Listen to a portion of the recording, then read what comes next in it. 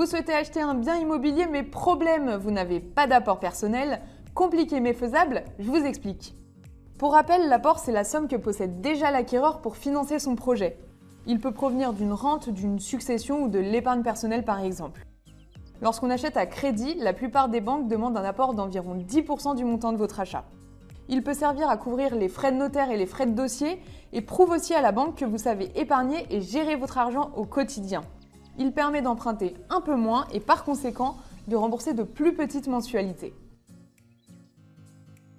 Cette règle n'est pas une obligation, les crédits sans apport sont octroyés à des profils très précis et sont difficiles à obtenir.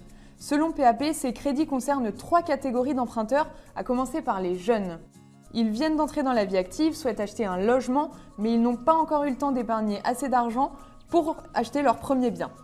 Il y a aussi les investisseurs locatifs et enfin ceux qui disposent d'une épargne solide en assurance vie ou autre et dont les taux des rendements des placements est supérieur au taux du prêt sans apport.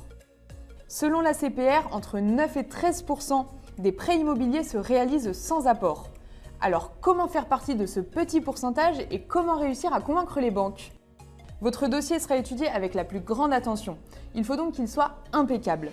Vous devrez être en mesure de prouver la stabilité de votre situation professionnelle afin de rassurer la banque qui privilégiera un contrat à durée indéterminée et hors période d'essai et sans chômage auparavant. Cela garantira des revenus fiables et réguliers. Il est probable que la banque se penche en détail sur la gestion de vos comptes au quotidien, évitez donc les découverts et commissions d'intervention et si vous avez d'autres crédits en cours, attendez de les rembourser.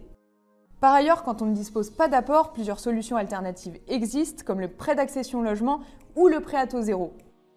Certaines villes comme Paris proposent également des offres spécifiques à la commune comme Paris Logement 0%.